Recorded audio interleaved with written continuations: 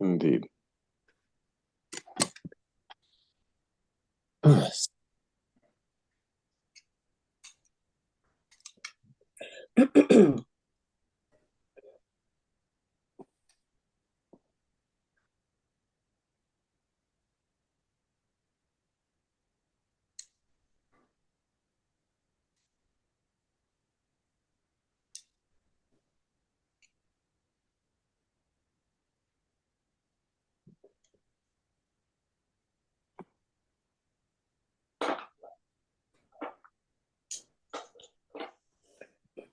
John, Yes, yes.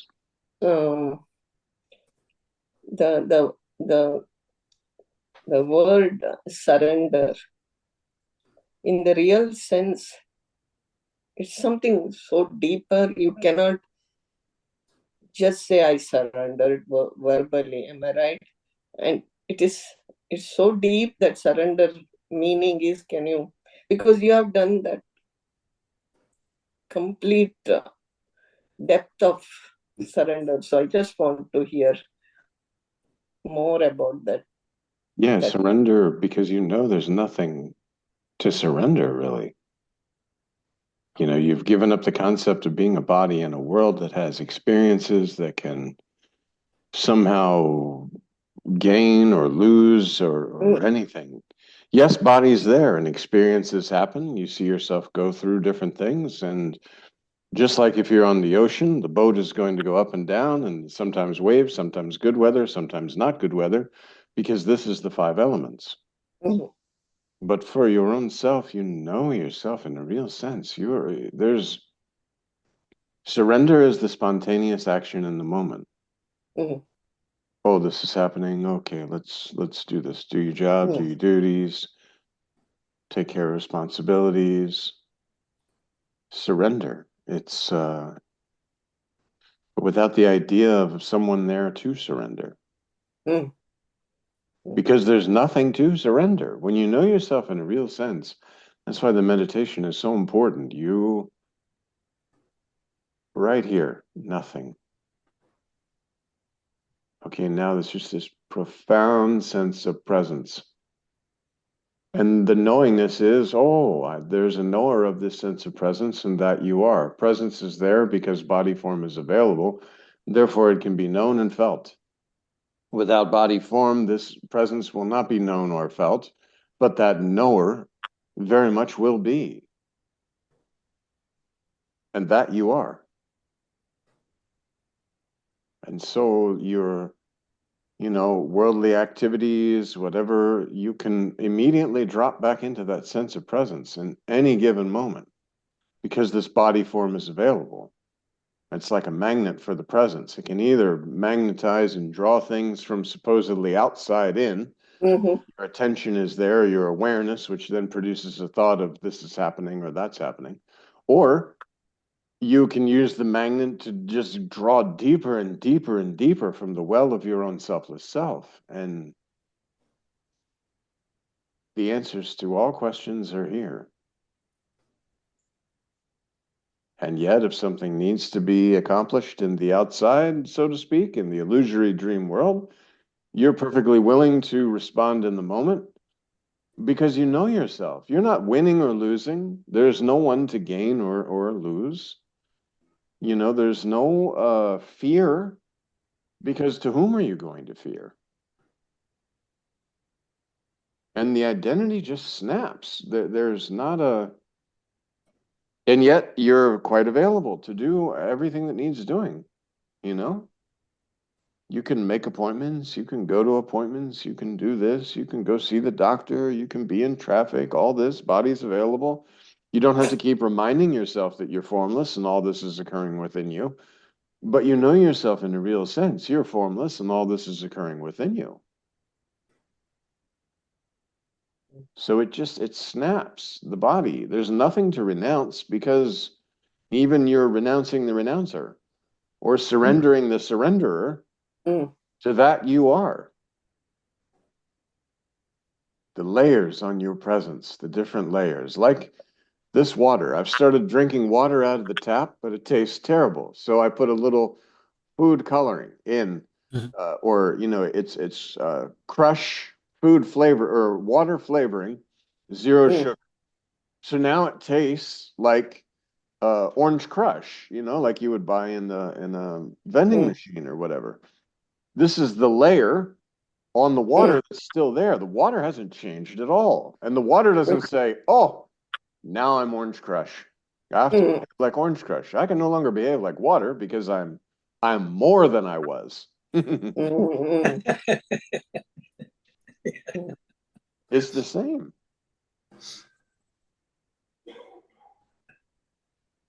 When all layers are removed, there you are.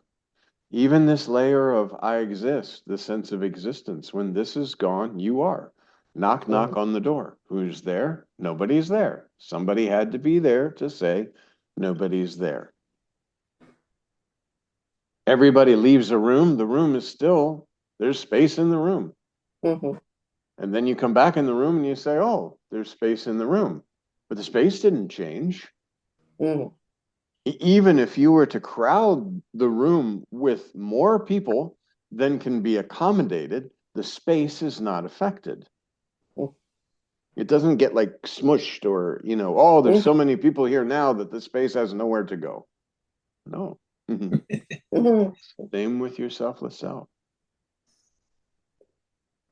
The entire world is projected on your spontaneous presence. So this presence can be felt because you're holding body form, and in any moment, sense of presence. Open your eyes, go to do your job, do your duties. Oh, I'm no longer aware of the sense of presence, but it's there. So I just have to, oh, okay, now there's an awareness of the sense of presence. Good. Oh, now there's an awareness of mind, but I'm not mind, but there's still an awareness of this thought flow. But it has nothing to do with you, but there's an awareness of it. And then the deepest understanding is the awareness of presence, whether presence is there or not, I am. Whether there's anything to be aware of or not, I am. With the body came the knowledge of existence. I exist, I am. Without the body, I exist, I am, but without the knowledge.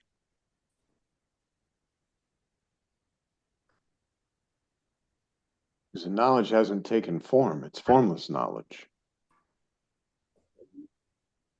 And in reality, it's formless knowledge right now. Again, back to dream. When you're dreaming at night, all the dream bodies, they're not actually being created. They're not actually, you could explain them as we do many times in the waking dream of the five elements that are creating this dream world. All of the bodies, all of the items that are in your dream world come from the five elements. Bless you. And yet you know nothing was actually created. You wake up in the morning, where did this dream world go? Where did these five elements go? All the people, the river, the sun, the moon, the clouds, storm, happy days, sad days, all these gone. When you know yourself in a real sense, it's the same.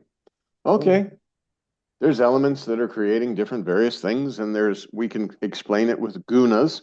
In reality, that's only within your own self. When you are identified with a body and you want to explain creation, you explain it by the five elements and the gunas, because you say, oh, okay, there's sattva, which is very spiritual, and then there's tamas, which is very not spiritual at all. It's like drunkenness and night behavior and all this sort of stuff. And then there's raja, which is money, money, money, and my status and my I think Siddhartha Maharaj says the Rajaguna is from moment of waking up until moment of sleeping, basically. There's activity. Yes. And then we say, oh, okay, now this lessens and we have Sattva Guna. And you could say you're surrendering the Raja and the Tama. Oh, okay, I no longer go out at night and get completely drunk and carry on. Nor am I so concerned about my job and my position and my power. So that means more Sattva. But then, okay, then Sattva also is not because you say, oh, no, no, no, even this is not true, because Mm, that you are has not changed. mm, There was an explanation needed while identification with the body form was creating the appearance of things being done and doership. But now you know yourself in a real sense, and all of this can be discarded. mm.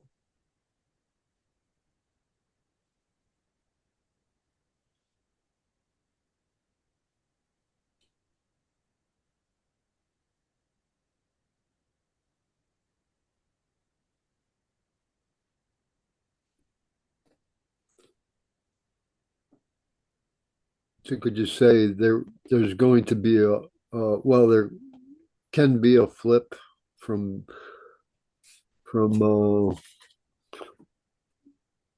well, flip from being to being I am rather than anything is being anything other rather than anything other being. It's just the only thing that's left is me, kind of. Well, being without the need for word of being, because it's Yeah. prior to words, prior to the thought, probably prior to knowledge.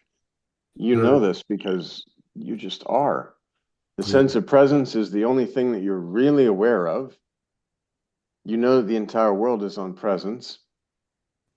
And whether presence is there or not, you still are. Where all experience ends, there you are. Mm. And yet you might see, okay, John is you're witnessing John doing things, and you say, why is John doing these things? Like, flow of thought. Oh, why is this doing this thing? It seems self-destructive. But there's an awareness of this, the same as there is a dreamer in the dream. You can course correct within the dream by saying, oh, this is not a good thing. We have Mm, forgiveness and all that sort of thing where it's like, oh, okay, forgive me. I didn't mean to do wrong to you. And then that eliminates the thought frame, the identification with the thoughts of, I'm bad, I did this bad thing, all this sort of stuff. And yet you'll see this. The body is here. The story is going to progress of mhm. whatever is Yeah, going to progress. yes. But you are not involved. And you know this. You know yourself in a real sense. What John is doing, John is a character in this dream, and this dream is occurring within my own self. Mhm, I don't like what this character John is doing. Okay, then we course correct within the bubble of illusion. mhm, Just like the goldfish we had talked about a long time ago.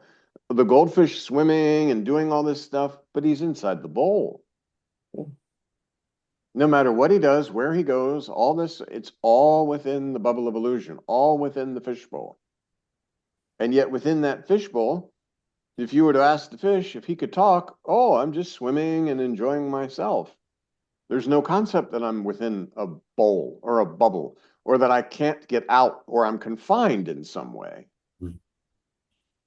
I just know myself and I'm swimming around. And the same with this. Let's say you see Keith and Keith is just terrible to someone.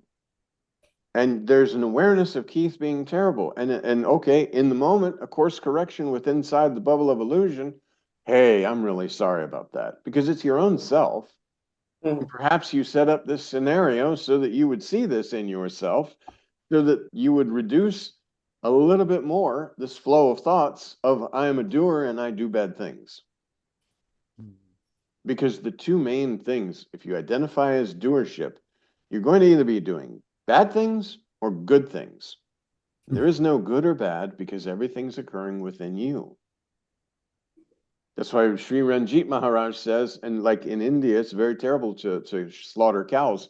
So he says, if you go to sleep at night and you dream that you were killing cows, when you wake up, you don't have to go and like make a penance or, oh, I'm very bad because I was killing mhm. cows. This is illusion.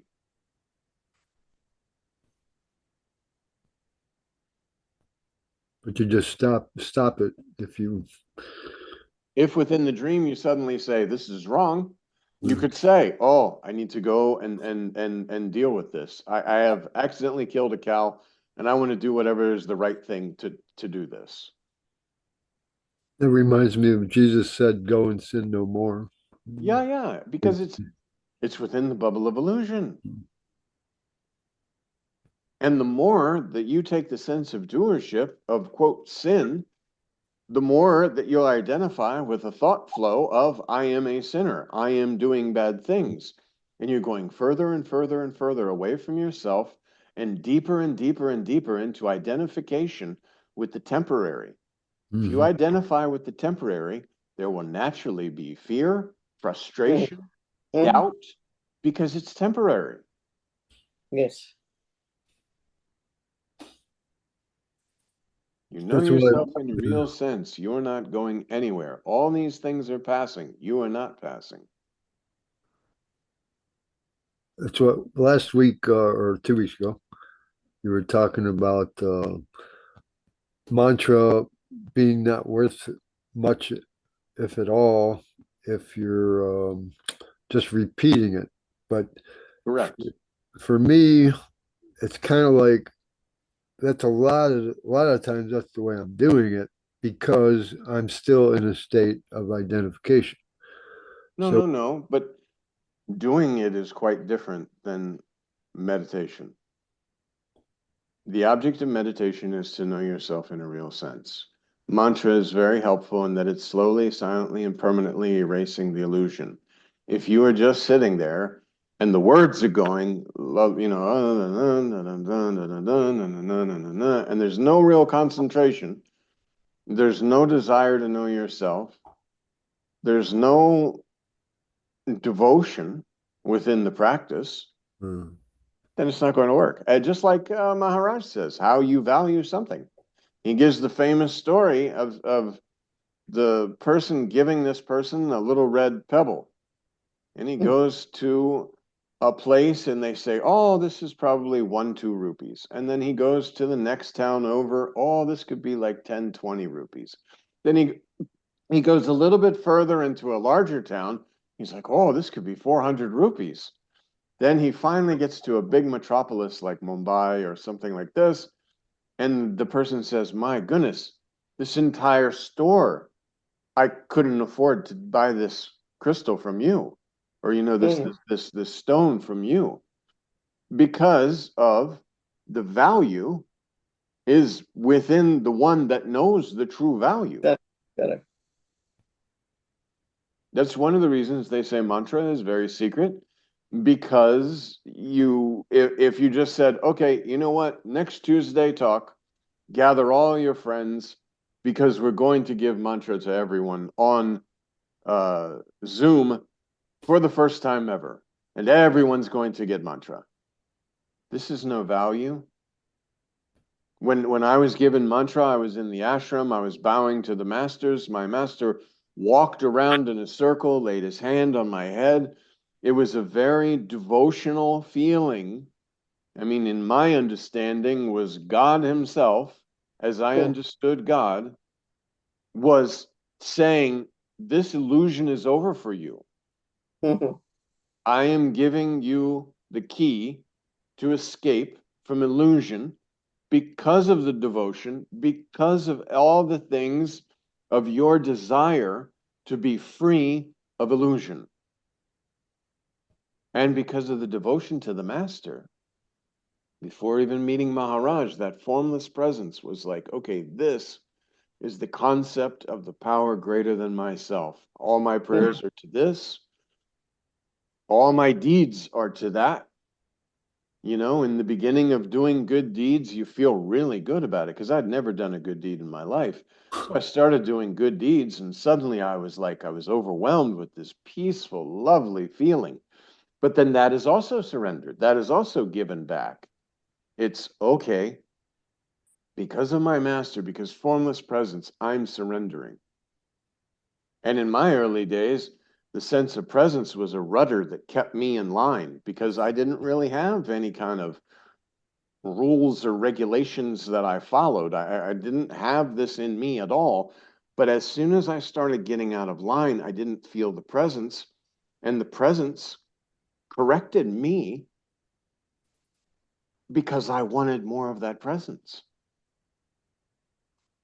And as that built, That presence took me, who was terrified, honestly, of doing anything by myself. I couldn't even go to a restaurant by myself. I had to have a girlfriend or something with me because it was like, I felt like, oh, everybody's looking at me. I'm sitting at the table and all this.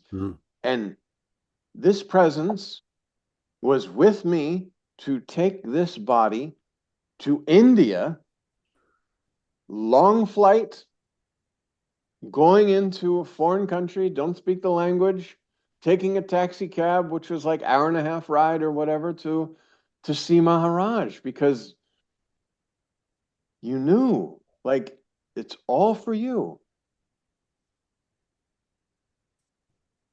And as Maharaj says, once you have the address, you get rid of the address because now you're at the destination.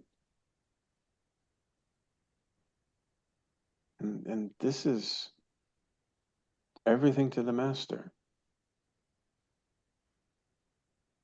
And then you're outside of it. From the start, there has to at least have been some sense of limitlessness, some experience of limitlessness in order to keep you willing to, to try to disidentify. I will say again, and I've talked about it before, without using the 2 letters of the program, I went into a program and we worked steps.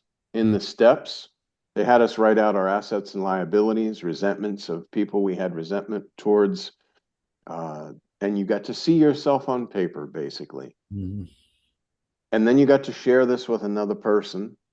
The God of your understanding came in, and throughout the process, I was praying because my sponsor was very spiritual and did prayers.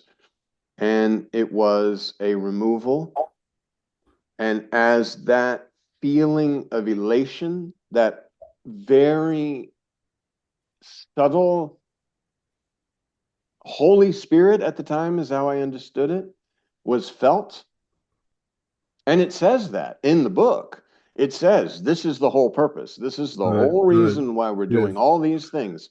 So you can come into a conscious contact with a power greater than yourself that solves all your problems. And this is what I was working. This is what happened. That sense of presence. Okay, this is the power greater than me. In the morning, I thank this power. I start doing the prayers. I became very on the internet, going out and trying to find more about saints. I was listening to Muji, so different words that were coming up that I didn't understand, I'd immediately go out on the internet and search them. And as I searched those words, I came up with more words that I didn't understand, and I went deeper and deeper. It was just an all-out seeking, and the internet was very helpful. And I just kept seeking and seeking and seeking and seeking.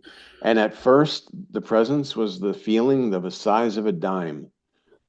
But my mind had started to surrender enough that it sought that dime in all things. Rather than getting pulled out in the outside world, it sought that dime.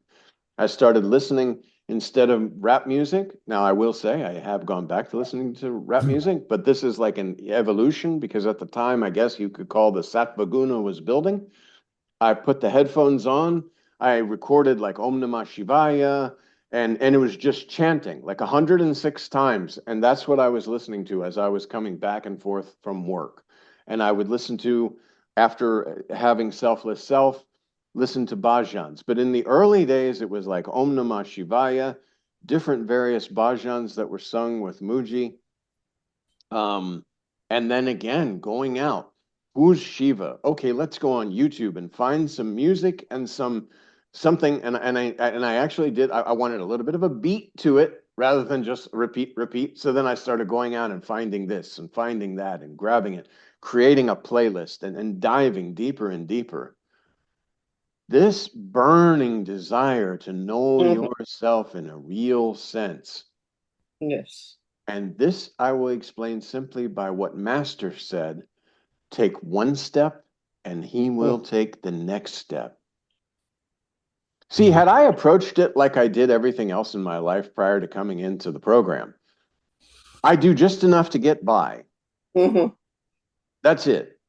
And also, do I look like I am succeeding in whatever program or whatever it is that I'm supposed to be doing, my job, my whatever it is? But this was the first time ever, because I was in that beaten down, seemingly hopeless state of mind and body. I needed help. I was lost. I mean, I literally, everything that I was destroyed. And I came crawling in needing help. Mm. And I followed instructions. I followed directions. I did what they asked me to do. I went where they had gone before, and I worked the steps, came into conscious contact, and this size of a dime grew more and more and more. I was on Facebook for a long time, and that's actually how I met, Anne and Charles through Facebook, through Ramakant Maharaj, because I had been like with the Muji community a little bit on Facebook, and it had grown. I had, I mean, thousands of friends, and I was posting spiritual stuff every day. And you're talking about someone who came in like basically a God-hating drunk. Mm. And then this thing started happening. And that is how this is all happening.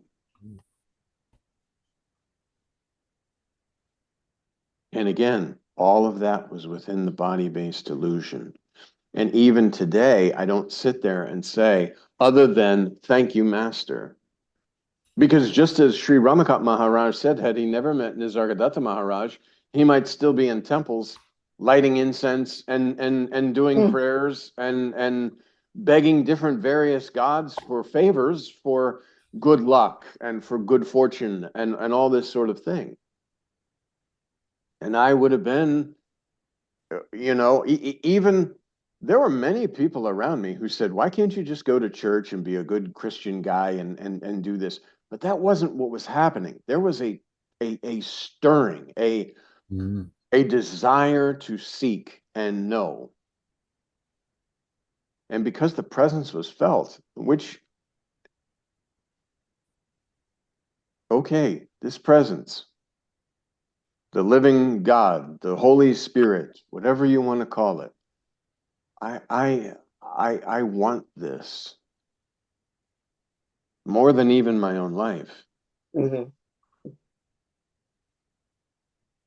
And the more you do that, the more you're able to recognize the limitations of identification.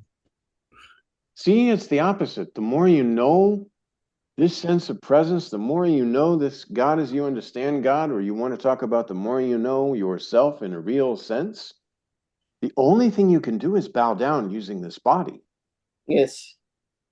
There's, I think there's a Christian psalm that says all the heads will bow and knees bent or whatever. Because it's like, C.S. Lewis, not C.S. Lewis, who is it? Carl Jung. They interviewed him one time and they said, do you believe in God? And he sort of laughed. He says, I don't believe, I know. Mm. And that's what it becomes. This is the truth. Yes.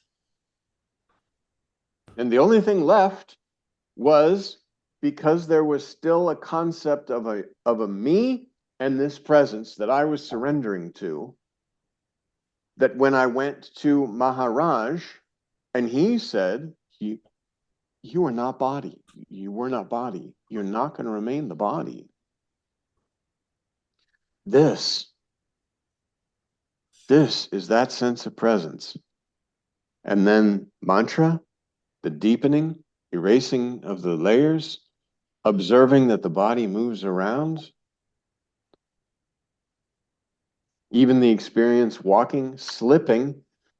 And it was so weird because it wasn't like there wasn't a concept that I had fallen. It was like I slipped, but I didn't have the concept of having fallen down. I got right back up, and it was as if it was like on a balance beam, very level. That and rain. Rain would hit your head, and it would be like it was hitting the roof of a house. It's not actually hitting you. You know this. Oh, this is kind of a cool thing because rain is hitting the head, but there's nothing in there that says I'm being rained on. And again, everything we're speaking about now is progressive steps. I know Maharaj would say, miraculous experience is going to happen. The closer you get to your selfless self, you're going to experience these miraculous experiences, but don't get caught in this. It's good for the time, and then surrendered only with, thank you, Master. Thank you. Thank you. And that's like what you said about the master taking steps. Yes. Yeah. At your feet, my master, eternally in the heart. That's why I say mantra, it has to be from the heart. It has to be devotion, selfless self-devotion.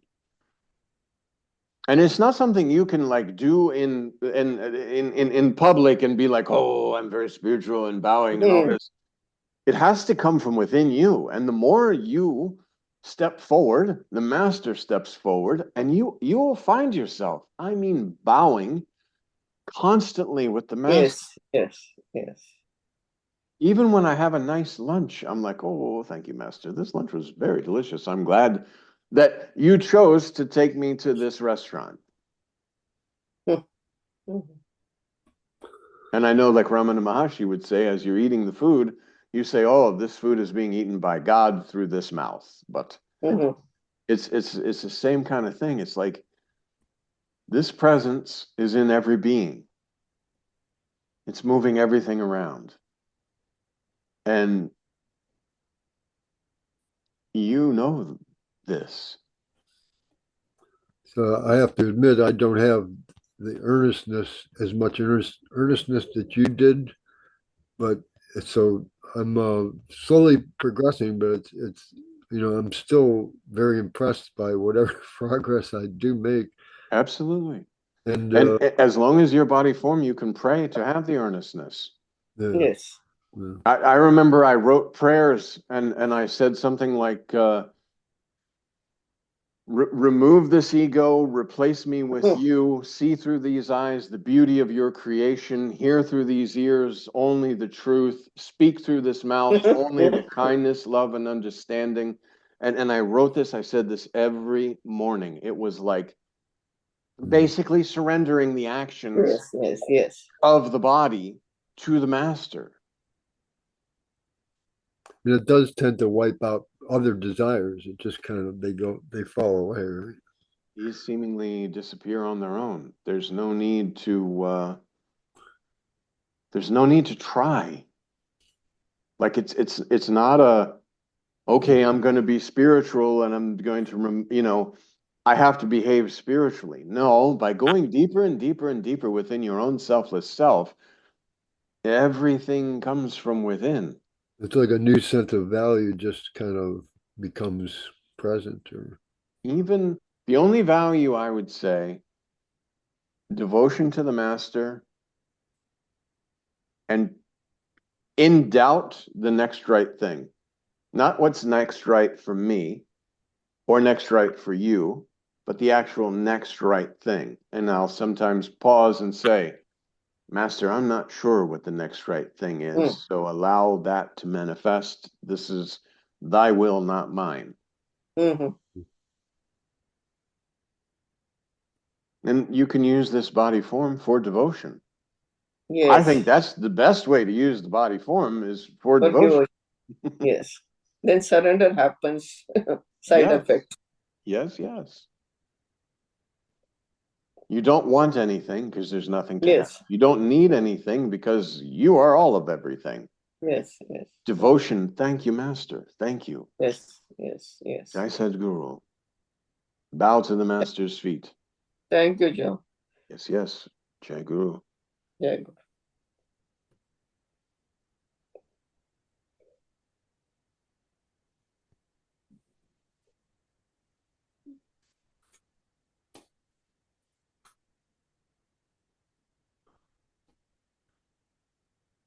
And I don't say that like I'm bragging about my earnestness, because my earnestness was earned through a life of total, complete chaos. And suddenly there was another way. And I did not ever know that way. I was just in total and complete darkness for so long. And now there's a little bit of light. And that's all I want. Is- So There's another way. I'm a little different in that I never strayed into being like total. I never really did much of anything selfish, even while I was, you know, using drugs and just living for myself. But I did see that, when I did finally did surrender to, I had like a moment of recognizing, well, actually, even though it doesn't seem like I was all that selfish, it was really all selfishness.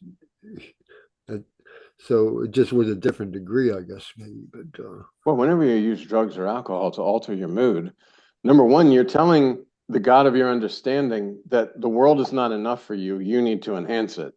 So right. instead of being devoted and thank you, master, you're like, yeah, the world's okay, but we need a little bit more to make it Yeah, but worthwhile. it's identification that makes you feel like you need more, something needs more, because you're identifying in such a limited way that you're not really feeling what and recognizing what being presence has what it is. You don't feel it, the limitlessness of it. You feel so limited that you feel like you have to. Well, and again, too, when you talk about selfishness, when you're identified with the body and through the disease of alcoholism or drug addiction, your friend calls you up and you're like, oh man, I got to make sure that I feel good. All right. And and that's as selfish as you can be. Like your friend, like, hey, we're going to go do something. Yeah, Yeah. but I have to feel good to Yeah. do it, or I Yeah. need to enhance Yeah. this. Right. And again, tonight we've been talking about everything within the bubble of illusion Yes, yes, and at different points. yes. When you know yourself in a real sense, you'll see that this was just like a dream for Yeah. a time. I was identified with a dream character for a time. I truly believed I was living a life, having a spiritual experience, and going through all of these, quote, experiences and growing. In reality, the body-based illusion was dissolving. It seems like progress, but it's not. That's not really the proper word. Actually, the opposite of progress, because you're Yeah. Yes. removing. Slowly, silently, and permanently, the illusion is being removed. If you're progressing, you're building. And if you're building, it's Uh, body based that you're building on, and you're building on body based ego, More which is like layers. building sandcastles and hoping not for a wave to come. Yeah. Yeah.